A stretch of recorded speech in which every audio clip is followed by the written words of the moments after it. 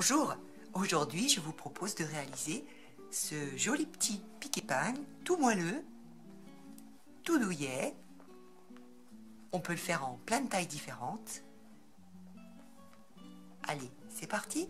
Nous aurons besoin de 2 morceaux de tissu différents de 20 cm sur 20 cm, de 2 petits boutons et puis un petit peu d'ouate. Et voilà, c'est tout, on y va. La première étape va consister à plier notre tissu en deux, et puis encore en deux. Voilà, on va avoir 4 petits morceaux.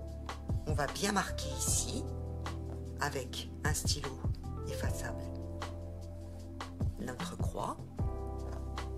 On obtient ceci, voilà. Et on va couper notre tissu en 4 parties.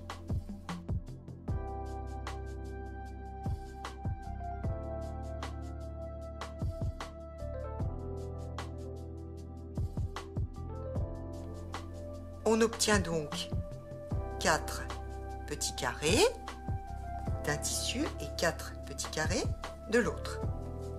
Maintenant, ces petits carrés, on va les assembler en quinconce, comme ceci. Voilà. Pareil avec l'autre. Donc, on coud,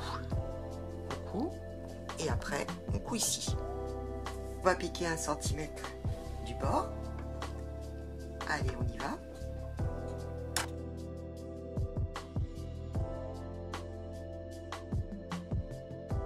On ouvre bien 6 coutures, au fer ou avec son ongle.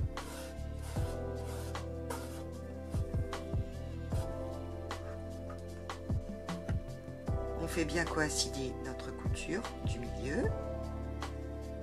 On a nos coutures qui sont bien ouvertes et on va piquer à nouveau 1 cm du bord.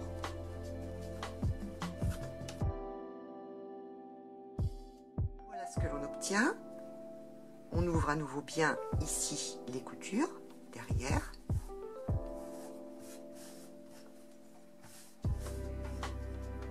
Et on va faire exactement la même chose avec les 4 autres morceaux. On positionne nos 2 carrés l'un sur l'autre, endroit contre endroit, et on va faire pivoter celui du dessus de manière à avoir un losange. Donc en dessous, on a notre carré et dessus, on a un losange. On fait bien attention que nos petites pointes coïncident bien et on va épingler le tout.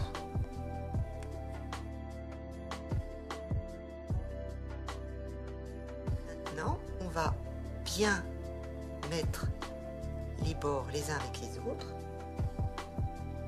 en ne changeant pas la disposition.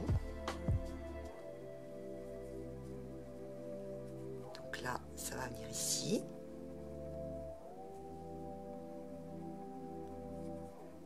J'épingle bien là. Ici, je vais venir ici, au milieu.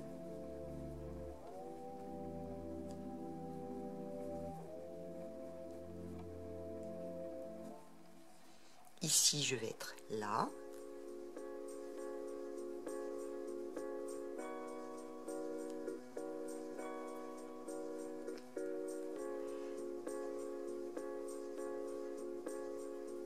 Je vais donc bien épingler tout le tour. Et ensuite, je vais piquer tout autour en laissant une ouverture d'à peu près 4 cm sur un côté. Quand on a tout épinglé, voilà ce que ça donne sur l'envers, une espèce de toupie. Donc, on va bien coudre 1 cm tout autour en laissant bien son aiguille piquer à chaque fois dans les coins pour pouvoir bien tourner.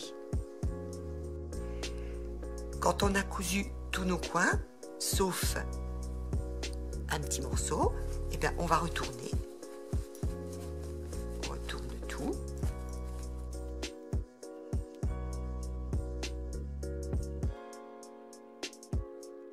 On va remplir avec du rembourrage, de la bourre.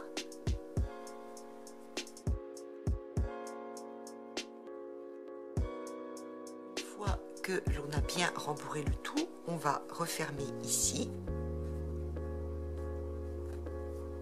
le petit côté qui était ouvert. Soit on fait une petite piqûre à la machine au ras, soit on le fait à la main si on veut que ce soit plus joli. Une fois qu'on a bien fermé notre petit coussin, maintenant on va se positionner au milieu avec une aiguille et on va traverser, aller de l'autre côté. Alors je vous conseille de prendre plutôt une grande aiguille. Moi j'ai pas pris une aiguille assez grande. Comme ça vous verrez mieux ce que vous faites. Et voilà, on va faire plusieurs points en aller-retour pour donner la forme à notre petit coussin. Voilà, il faut bien tenir, il faut prendre un fil bien solide.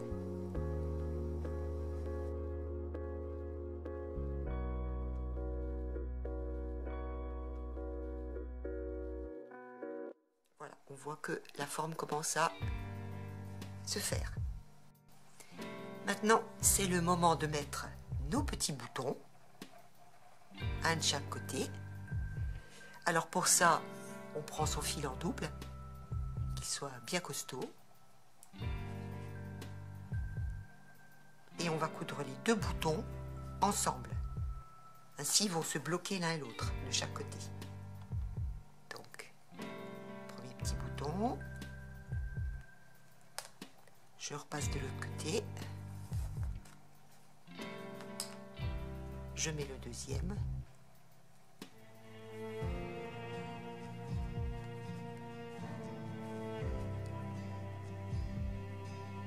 Je repasse de l'autre côté.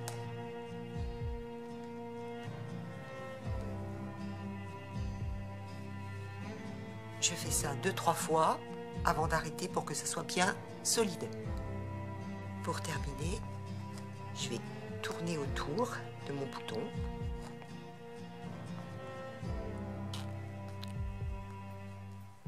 Et je vais piquer mon fil à l'intérieur. Voilà, je tire et je le ressors. Je le ressors là. Je coupe.